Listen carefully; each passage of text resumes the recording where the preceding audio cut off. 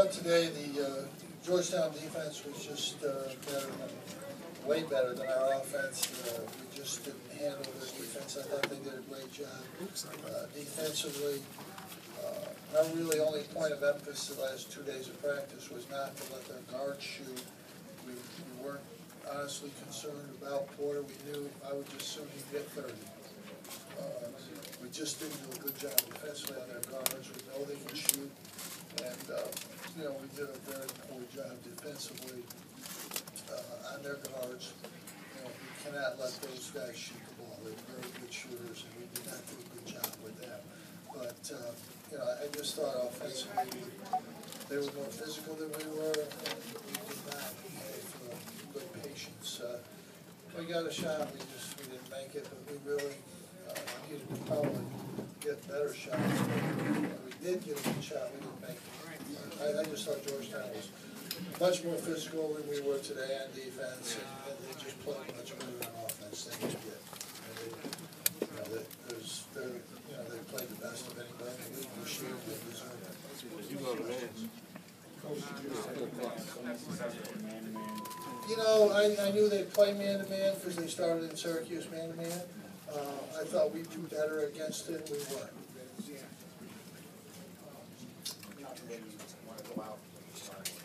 Well, I don't think of one game.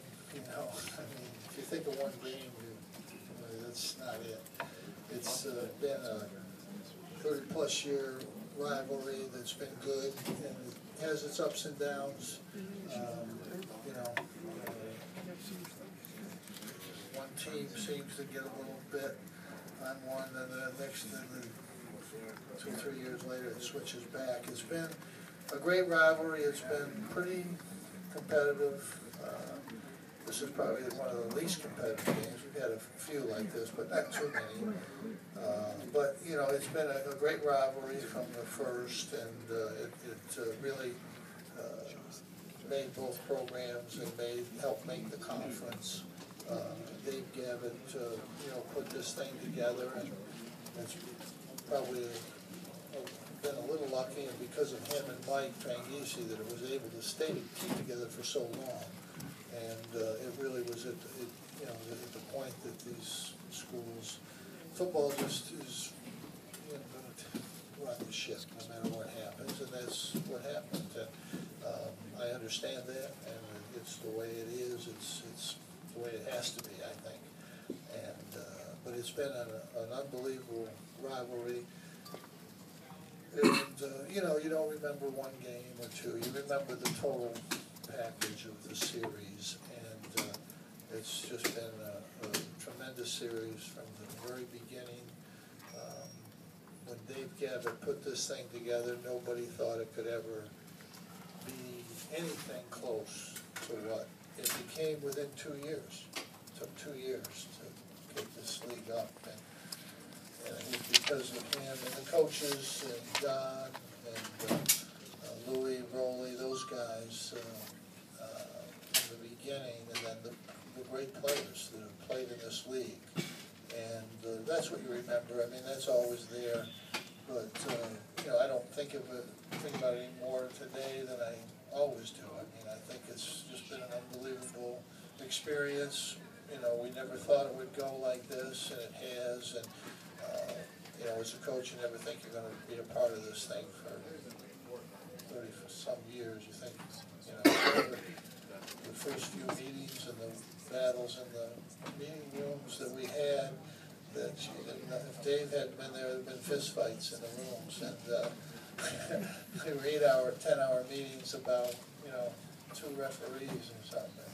It was you had to really be there. It seems funny now, but it was 10 times more funny when you were there. And if we could have filmed them, they would have been, they would have been worth a lot of money, because people would have paid to watch some of the things that went on in that room. But it's been an unbelievable experience. I was hoping to get by 4 or 5 years in this league when it started. I was thinking that would be pretty good. And it's been an unbelievable run. This game is a blimp on the radar. We've won more than our fair share of games in the league, and had more than our fair share of success.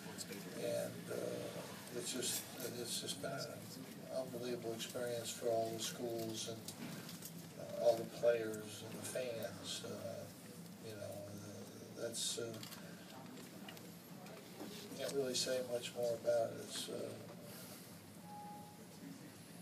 I'm not very emotional, so I'm just going to smile a little bit. Coach, you talked about the coaches in this conference. I know you're busy getting your team ready today. Did you get an opportunity, though, to obviously you saw Big John and maybe talk with him a little bit and just go through the... John and I are good friends. We've been good friends. We weren't always good friends. But we've been good friends for a long time. Even when he was still coaching, we've got over that youthful, whatever it was. I won't label it. But it was, we got over that a long time ago, and John III and I are good friends. It's a great rivalry. We both want to win. We always want to win. They want to win. That's what makes it. But we're friends. At the end of the day, there's no bitterness. There really hasn't been for a long time. And John Thompson, Dave Gavin, Mike Tranghese, John Thompson, and Louis Carnesecca, Rolly Massimino. Those are the guys that made this league. Jim Calhoun, the coaches made this league. Obviously the players that they brought in, but it was those coaches that made this league. We had Rick Barnes and Gary Williams and Rick Pitino in the beginning, and Rick Pitino again. I don't know if he can make another move out in that time. But, and a lot of other guys that I'm not even, the great coaches, Jay Wright after Rolly of Villanova. There's just been a lot of great coaches in this league, and it's meant the world to me, and I'm proud that I've been able to survive for this many years. Coach, what do you think about the job JT3 has done this year with this team? He's done a great job. I think he's done an unbelievable job. They're a lot better than people ever thought they'd be, though. They're not. This is a very good basketball team. When those guards shoot like that, they can beat anybody. And, Porter's a hands-down player of the year in the league. And I think, I don't know, I've seen Trey Burke and I've seen Oladipo. To me, this kid's the player of the year. It's not even in the country. I don't see it being close. I really don't. I think been some unbelievable coaching jobs this year. Kevin Ali has done an unbelievable job at Connecticut. Buzz Williams has done an unbelievable job at his school. And, obviously, they're just really, there's really good coaches in this league. I mean, Eddie has done a great job at Providence.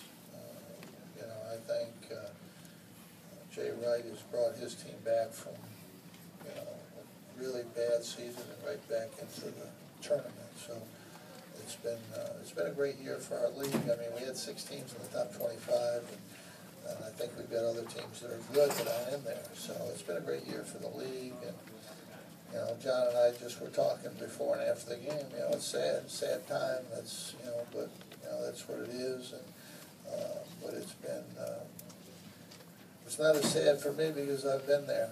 I've seen it from beginning to end, and it's nothing but great memories. A few heartbreaks along the way in there, but that's what makes it great. If you don't have great heartbreaks, you're not going to have great moments. And we've had that, and I'm just grateful that Dave Gavin was able to put this thing together. He's the only guy, I think, in the history of college basketball that could have done this. He dragged people kicking and screaming in, the coaches, the administrators arguing every day about the lights, the power, the electricity you're going to have to spend if you come in to work out the day before the game. I mean, silly shit. Which is still going on now, but Dave Gavin just said, no, we're going to do this, and we're going to do that. And when there was an issue, he would just tell the presidents, well, this is, and they'd say, well, wait, and we said, well, we've already done it. So. So, you know, that's why this league got started. This league never get started today. Just wouldn't be, wouldn't happen. Too many people think they're smarter than Dave Gavin. They wouldn't let it happen. Are you gonna miss it? Well, you know, I'm pretty much ready to go play golf someplace. So if I was 40 years old, I'd be real upset. I'm not 40 years old. That should be obvious, though. I'm just some of these press conferences and some of these people are having a chance to get mad, and everybody's mad at me for a couple of weeks. How can he say those things? It's easy, real easy. I don't care. You give these press conferences, you've got every right to ask any question you want, and I'll answer it any way I want to. It's fair. It's fair, isn't it? That's fair. That's fair. But he's right. I may not be right all the time, but Nobody's running outside, ready to go now. nobody's right. I'm ready to go home right now, get ready to go to New York, and I think we're a better team, obviously, than we've shown the last 10 games. How much better, I'm not sure. I think we'll go back and work for a couple days, and we'll go to New York. The great thing about New York is if you end on a bad note, which we have, we got a chance to go to New York and try to play better. I think we've lost a little of our confidence offensively. Our defense is as good as it's been. Our defense was really good tonight for a long time. You just can't keep playing defense when you keep misfiring. We gave 8 points off our offensive turnovers in the first half. We would have been, you know, if we just hadn't done that, it would have been a couple 2-point game. But you can't just keep playing defense. We're not that good. Nobody's that good. So we've got to play better offensively. I think we can. We have at times. And, you know, we'll see. But, you know, we're going to New York with the idea that, you know, we can play better there and get a more positive note. I've seen it happen a million times. Teams have, well, we've done it. We got beat here by Georgetown one year by 25, I think, and we went to New York and beat them in the first game. I think I remember that right. Reporter had 30 tonight only 10, but 7 assists. No, he's a great player. And honestly, I think in the last game we left him a little open, more than we should. And he saw the other guys weren't making shots, and he started, you know, trying to take shots, and they looked for him.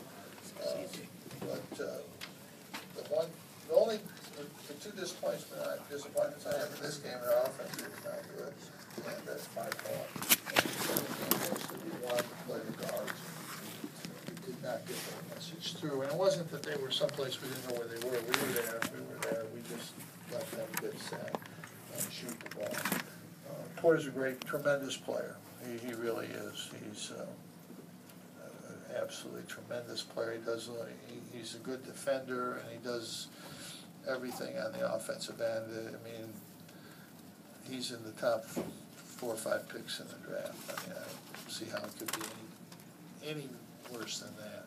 And he's the kind of player that's most valuable in the NBA today. I mean, to me, I'd take him first pick. That's the kind of guy that you need to have up there. Does everything. And he's going to get better, I think.